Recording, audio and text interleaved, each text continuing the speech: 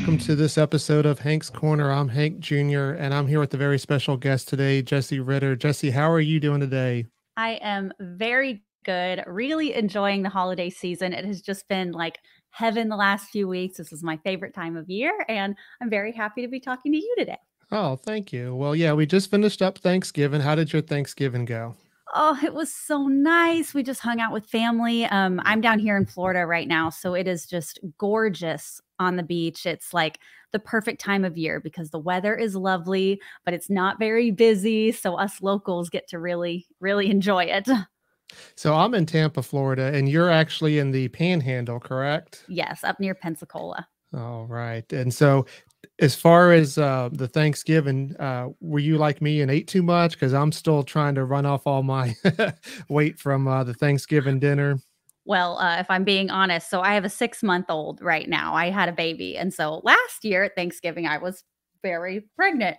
And we had finished lunch and it was time to go. And someone came up to me and they said, "Are you guys expecting baby number two?" Oh, I no. said, "Nope, that's just the sweet potatoes." Oh, man. Oh, So, sorry to yes, hear that. I enjoyed. Oh, well, hey, that's what you're supposed to look like after a big Thanksgiving meal. Yeah, I'm a big eater myself, but you mentioned the baby. I mean, 2021 was a big year for you, including the birth of this is your first baby, This is correct? our first baby. Yep.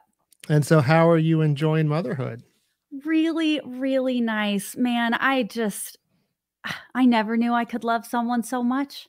I mean, it's just incredible, and I'm still doing music stuff. I'm not as busy as I was, but the things I'm doing are really special, which is a great place to be, and, I mean, there's just nothing better than holding the little baby. I mean, it's just perfect. Yeah, and I definitely enjoy seeing some of the posts and stories that you do with the little baby. I think it's just so cute and awesome. And how do you balance having a newborn with the music career? It's really, really hard. Touring and, like, far travel is just it's exponentially harder than it used to be. So if we are really hitting the road to travel for a show, it needs to be a very special show. But I'm able to still write and record and spend time in Nashville, and I still play a show about every weekend. I'm just not playing 5 days a week anymore, which honestly is really nice because every time I get to go play, I'm super excited to be there. And you mentioned having to travel. So I got the honor to see you out there at Freedom Jam out in Missouri, and that was one of the ones that was a long travel. Yes, And that you was mentioned it had to be special. So what was special about Freedom Jam to you? Man, I was really excited for that show because I grew up in Missouri. So Freedom Jam was held in St. Louis, Missouri, or right outside St. Louis. And I grew up in Cape Girardeau, just south of there. So any excuse I get to go back to Missouri and go home, I'm like thrilled about. And also it was an incredible cause supporting veterans and our military. And anytime I can be involved in something like that, I'm really excited about it too. Like I said, I grew up in Missouri, but we spend a lot of time near Pensacola now, which has several military bases. And now I have a bunch of friends who serve our country, and I just have like a much greater respect for our military members than I did growing up when I was not quite as involved and connected as I am now. Yeah, so most of my audience is quite aware of the Freedom Jam that happened this summer. I heavily promoted it. I, like you, I thought it was a great opportunity to help benefit the military that were retired now, and you don't Yeah. realize all the stuff that they need, whether it's something simple as a ramp to get in and out of the house. But Brian Judy helped put on Freedom Jam, helped out. The benefits went to Operation Triage, who does help with these sort of things that you don't realize. That you would think that the veterans come back and it's just life as normal, but it really isn't. And so it was definitely a great time. I do have a clip that I'm going to play for you. Come and join me down by the bay. You can find me every time of day. Watch the sun as it slips away. Come and join me down by the bay. It's about time. Let's steal away. Hand in hand.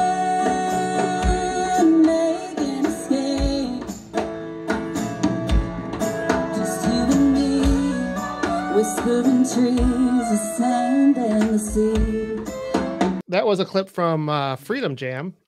And so you did bring your baby out to that one. Mentioned that it was kind of a little bit of a challenge, but Yeah. I guess kind of bittersweet because you said you're bringing the baby back to your home. Yes, so it was really nice to get up to Missouri. That was a few months ago now, so he was only 12 weeks old, which, looking back, might have been a little soon to try to start touring with him, but I'm a first-time mom, like, I don't know, and you plan these events way in advance, and I thought, "Oh, 12 weeks, it'll be great. People go back to work at 12 weeks." Well, going back to work for a touring musician is a little bit different. Not that I know every profession has its challenges, but it was a long trip with a baby. It was not easy, but we really enjoyed the show. And then I got to hang out with my family for a while, and I'm really glad we went. Yeah, so like you said, you mentioned that that's your home area, and you actually have a song called "Home." And tell me a little bit about that. Yeah, so Home is a really, really special song for me. I wrote this, oh, man, almost 4 years ago now, which is crazy, but I wrote it on my husband and I's honeymoon road trip, actually. We got married in Missouri, in Cape Girardeau, where I grew up, and then we headed west. And on our way out west, we passed through Springfield, Missouri, which is where I lived when I was really little before I moved to Cape. And I had a farm out there that my family lived on, and I just knew we were going to be close. And so I said, Brian, we got to go. That's my husband. I said, we got to go find this place. And it had been 20 years since I'd been there, and we had to move away from that farm to be closer to my grandparents and some family because my dad had cancer and he was sick for a long time. He passed away when I was 12. But going back to that farm, I felt his presence there so strongly. And it was just the craziest feeling. When we had visited, I guess whoever lived there had just moved out and someone new was moving in, and it was kind of a transition period for the property. So when I went there, the house was empty, like the day that I had left it, which was just eerie, but beautiful. And it was like nothing had changed in 20 years, aside from a giant mansion that they had built next door. Okay. Our home turned into the guest house, but it was just beautiful. My treehouse was still there.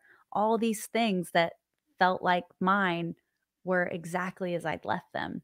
And that day I wrote Home, and it was one of those songs that just fell from the sky very quickly and was kind of one of those therapeutic moments where you don't even really know what you're writing about until the song is finished and you can look at it and you're like, oh, that's what I was feeling in my heart. I just didn't know how to say it until I could sing it. Okay. Would you mind playing "Home" for us here on Hank's Corner? I would love to. And I'll play this one for you live here, but you got to go watch the music video later because we actually got to go back and film on that farm, and you really get to see where I'm from. And it's pretty special. You can't find it on a map. Way back in the woods. It's everything I knew when I was just a girl. A bedroom with no door, and my own house in the trees. Everywhere I was, you were there with me. And I know I don't belong here anymore. The kitchen's bare, nothing on that hardwood floor. A million memories still hold you here. Whisper says you love me, carried on the air when I come home. Well, 20 years can change a lot. A new place built next door, with that tree house in the back. It still has my name on the wall, and I know I don't belong here anymore. The kitchen's bare, nothing on that hardwood floor. A million memories still hold you here. A whisper says you love me, carried on the air when I come home.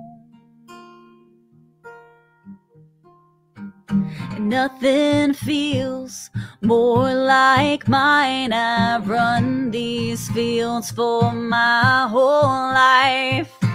Dirt roads stain my feet, and I can't believe we had to leave. But I know you don't hurt anymore. That's worth the pain of moving forward. And I know I don't belong here anymore. The kitchen's bare, nothing on that hardwood floor. A million memories still hold you here.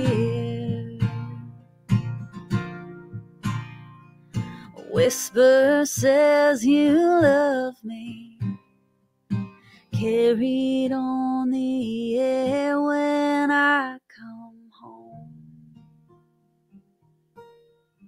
Hey, yeah.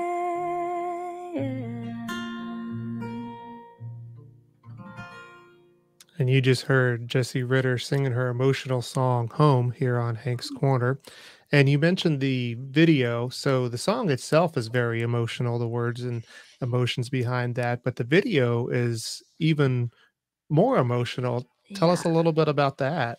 Yeah, so I got to go back to this farm I grew up on. I actually found out who the new owners are and got permission to go back and film for the day. And I mean, I got to walk inside and see my old room, and it was like a loft bedroom, the bedroom with no door, and look over that railing where I would see my mom and dad sit on the couch, and that was just very emotional for me. But then also I kind of searched through all of our old home videos and found some footage from that period in our life. And so you get to see not only going back to the farm as it is now, but also a bit of bits and pieces of our life there when I was younger, actually with my dad on the property, which is just so, so special and so cool for me to be able to see him smile again whenever I want. Yeah, and that's very touching, and it was even more, I guess, special that I guess it was kind of like a family project, right? Wasn't your brother-in-law that helped put the video together? Yeah, so my brother-in-law is an incredible photographer and videographer. So I found us an Airbnb up there, and I brought myself and my brother-in-law, and my husband was our go-to second hands for everything. And we spent a couple days there to make the video together, and it was a great bonding experience for us, and also really nice to have people who really know me bring that project to life, and know how special it was and how much care it needed to be treated with. And I think even more to top it off, this was featured on CMT, right? Yeah. So, I mean, I made this video for me because this was a special song for me. I wanted to kind of commemorate this period of my life because I may never go back to that property again. And it was really for me. And to see how it connected with other people and how far it reached just blew my mind. It was on CMT in the States and over in Australia, which is really cool. And then it was really heavily played on the Country Network.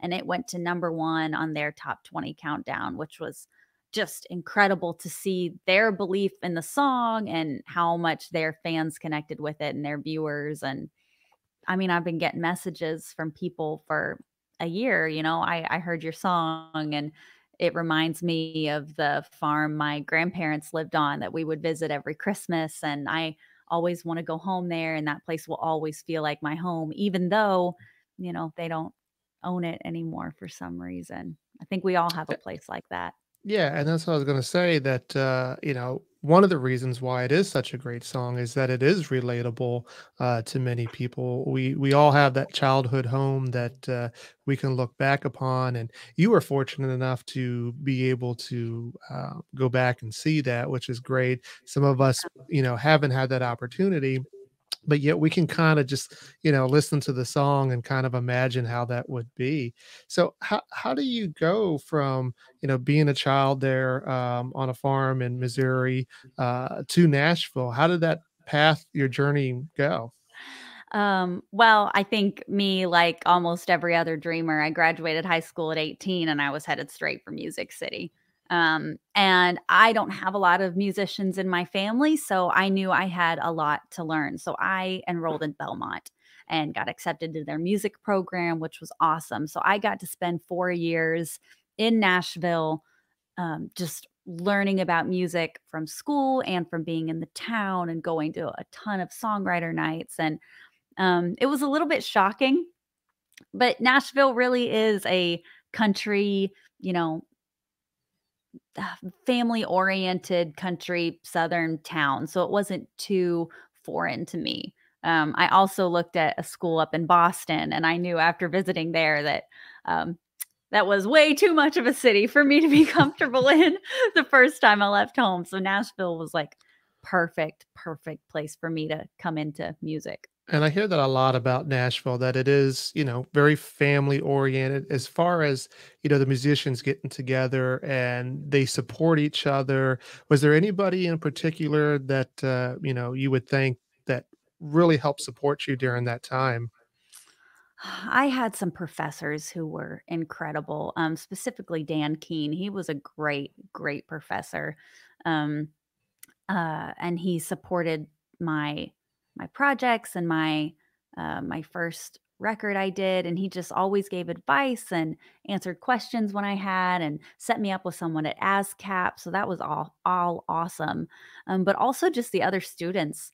Um, a lot of them came into school with a lot more knowledge than me, specifically on the recording side of things and what it takes to get people together and what it's like to record music. And I learned a lot from my classmates, probably more than anything else during that time period. Okay. And was there anybody in particular that influenced you while you were growing up to even make the jump to music? Man, I just had the radio on constantly. And I Any, grew up listening to these women. And I mean, I saw Miranda Lambert in concert pretty much every year, every chance I could get. I grew up with like Shania Twain records under my pillow pretty much. And I just so looked up to these women, Leanne Womack, Trisha Yearwood, Jewel, Alison Krauss, these incredible voices that I just knew they had something special. And if they could do it, I wanted to try to do it too.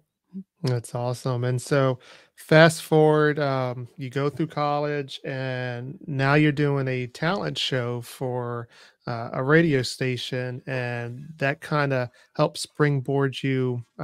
Tell me a little bit about that.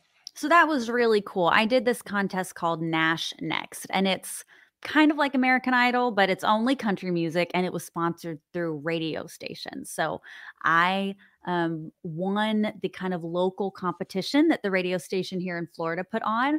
And I was just thrilled about that because I was new to the area. And I thought, if I can win this thing, people might know my name around here. I'll be able to play some more shows, and that'll be great.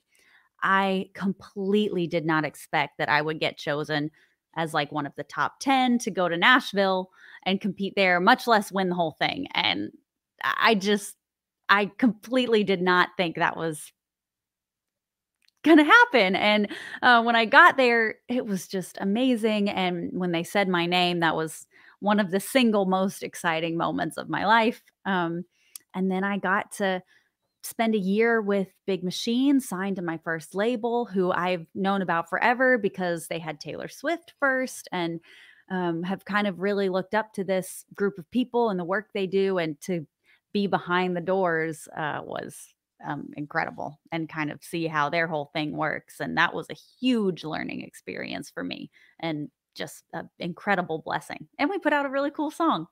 And so that song, I guess, was Meet Your Mother, correct? That helped win the competition? Yes, so that was my winning song, and then once I got signed, we put out a song called Nothing But You, and that was awesome, and it was great. But yeah, Meet Your Mother was the song I won the night with, and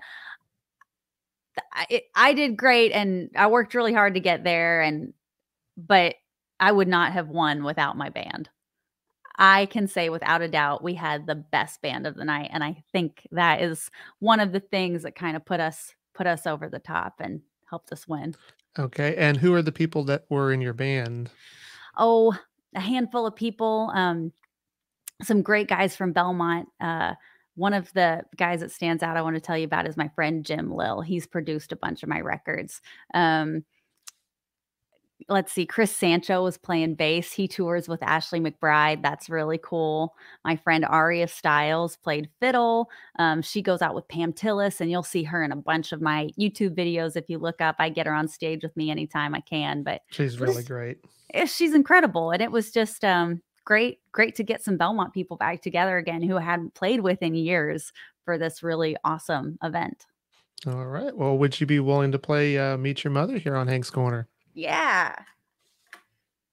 Let's see. 2, 3.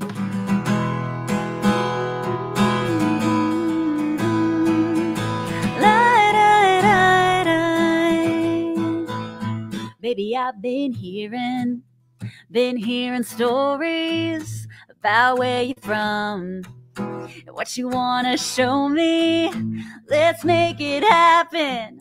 And I'm talking now, 'cause I can't waste another day. Now I know what you're about. I wanna meet your mother, wanna know your pa, wanna watch that sunset under southern skies near the water's edge where the crickets call. Somebody might fall in love. We can pop a top, stay up all night, see where this goes, count the stars above. We still got a lot to discover. But first, I want to meet your mother.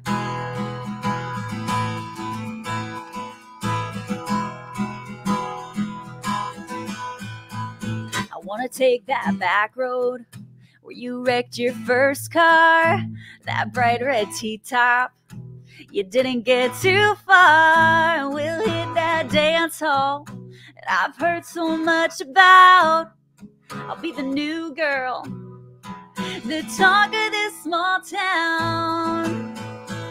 When I meet your mother, when I know your pa, when we watch that sunset under southern skies near the water's edge where the crickets call. Somebody might fall in love. We can pop a top, stay up all night, see where this goes, count the stars above. We still got a lot to discover. But first, I want to meet your mother. Hey, yeah. I don't know where we're going, and I don't know how this ends. I just know I'm ready for our story to begin. When I meet your mother, when I know your pa, when we watched at sunset under southern skies near the water's edge where the crickets call somebody might fall in love. We can pop a top, stay up all night, see where this goes, count the stars above. We still got a lot to discover. We still got a lot to discover. But first, I want to meet your mother. I want to meet your mother, yeah. Hey. La, da, da, da. La, da, da, da, da, da.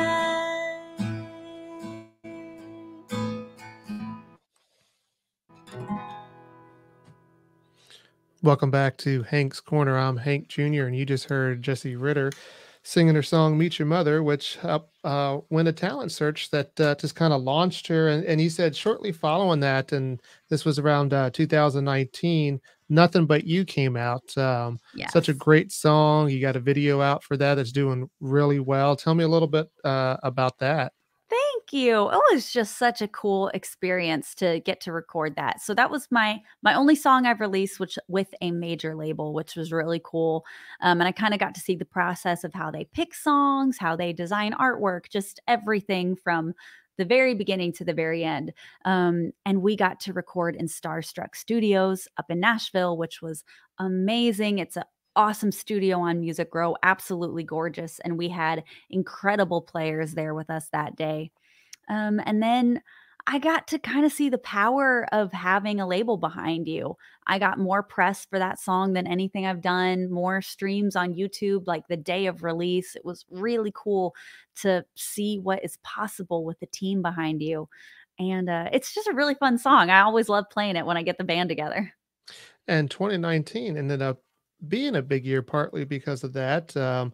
With the Beachcomber Awards, you had won 8 awards, including Musician of the Year, Album of the Year, Best Original Song, and there's just too many to name. How did That's awesome. you feel after all of that? Was that something that, once again, because you said before you didn't have any idea that you might win the talent search, and was Yeah. this also a shock to you?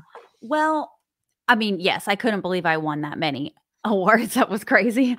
But I was really, really happy about that because the Beachcomber Awards are kind of a music awards um, for Northwest Florida, kind of everywhere around this panhandle area, all along the coast from New Orleans down to Panama City. Um, all the performers who tour around here regularly. And like I said, I'm kind of new. I've only been here for 4 years and I'm not here all the time because I'm in Nashville every month. And it felt really good to be recognized and know that I had really kind of established myself in this market, and that the work I'd put in had really paid off. Was cool.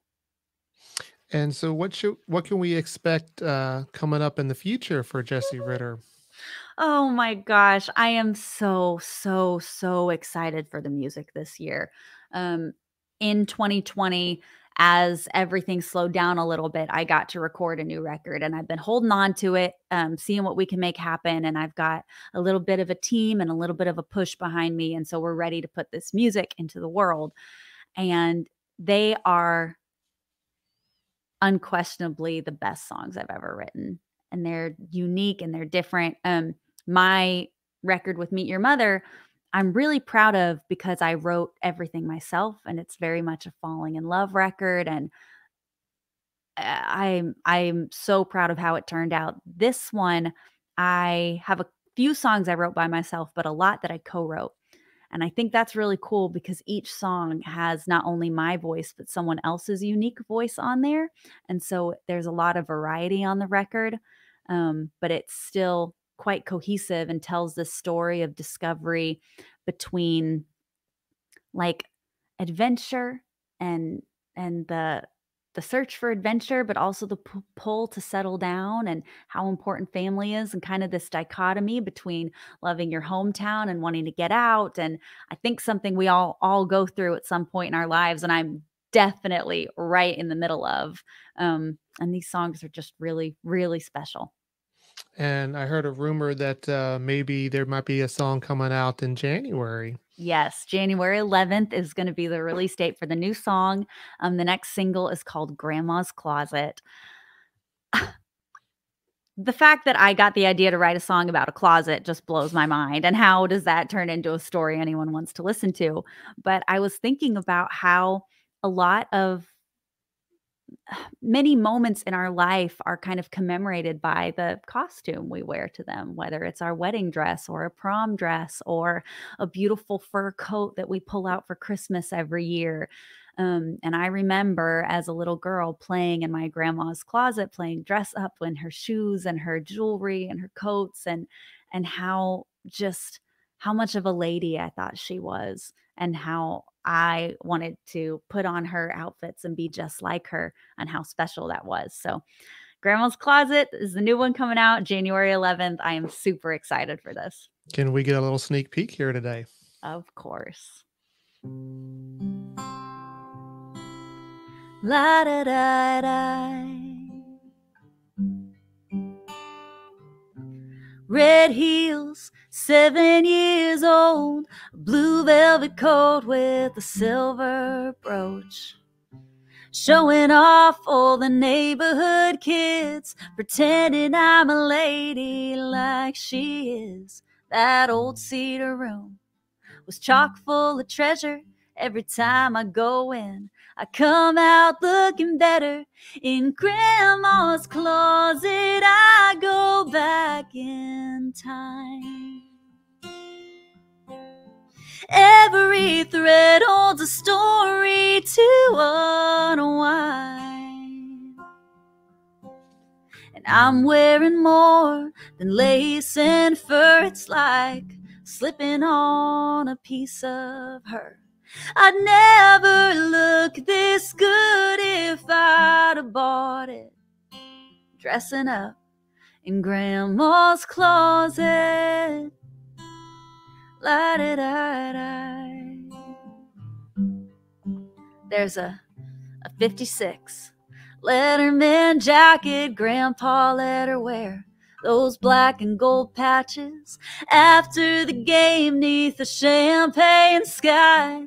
Talking all night on the 50-yard line.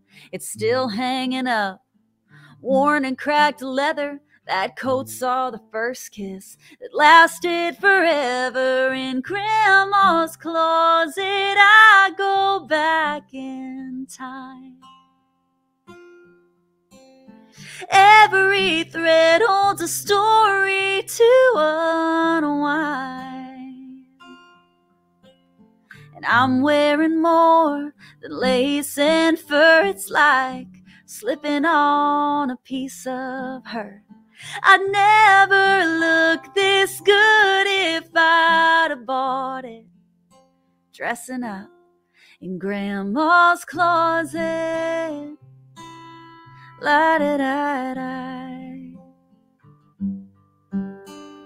And I can see her dancing in a red satin prom dress. Her eyes light up when she opened that locket.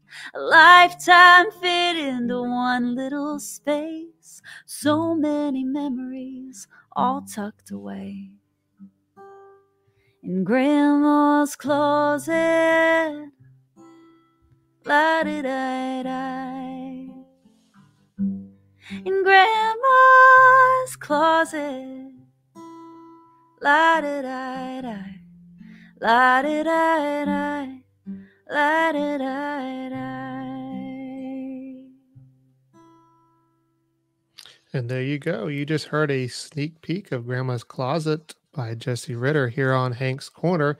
So we'll definitely be looking for that January 11th, you said? January 11th. All right, be on the lookout for that one. So we still got to get through the rest of this year, though. We still got Christmas that's coming. Are you excited? Are you ready? Oh, I'm so excited. My mom visited a couple weeks ago, and I'm like, okay, hold the baby. I've got 1 hour to decorate the house. So our Christmas tree is up. The lights have been on every night. I'm super excited. I'm going to get to go to Missouri and see my family for Christmas. And it's just my favorite time of year. Everything with music slows down a little bit. At least business stuff. I get to play some Christmas shows, which is fun, and just kind of soak in the season. It's amazing. So I assume during the Christmas shows, you may have some Christmas carols or traditional songs for Christmas. Do you have a favorite Christmas carol or song? Yes, my favorite Christmas song is "I Heard the Bells on Christmas Day." One of Okay. my very favorites to play, and I can let you know, I have a special series of videos coming out. I haven't told anyone this yet, but they're gonna be coming out every Wednesday from now until Christmas. Me and Aria, the incredible fiddle player, put together a few Christmas songs, so you will get to hear those over the next few weeks, and "I Heard the Bells on Christmas Day" is one of them. Just a powerful, beautiful song. Oh, there you go. You heard that here first on Hank's Corner. How about Christmas programs, shows, or movies? Do you have a favorite one of those?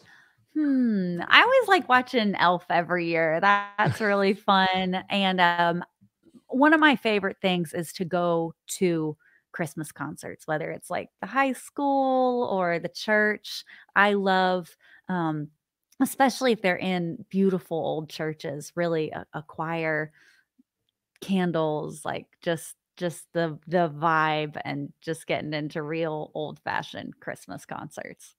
Yeah, I definitely like that. I remember as a kid living outside of Philadelphia, and my aunt had a church where they did a midnight service where they, turn off all the lights except for a couple, and then you had the candles and you sung Silent Night, and that was one of my favorite moments as a kid. So I can understand I why you love would like it, that I as love it. well. And is this baby's first Christmas? Baby's first Christmas. Do You you think I have should get him a present? He's not gonna remember. You should get him something to take a picture of it. Do you have an ornament already that says baby's first Christmas? One of his, honorary aunts, I will say, sewed him this beautiful embroidered ornament with an RV on it that has his name on it. We're a big camping family. We take the RV out all the time. So she gave him a little ornament that has his name, and it's in the center of our tree.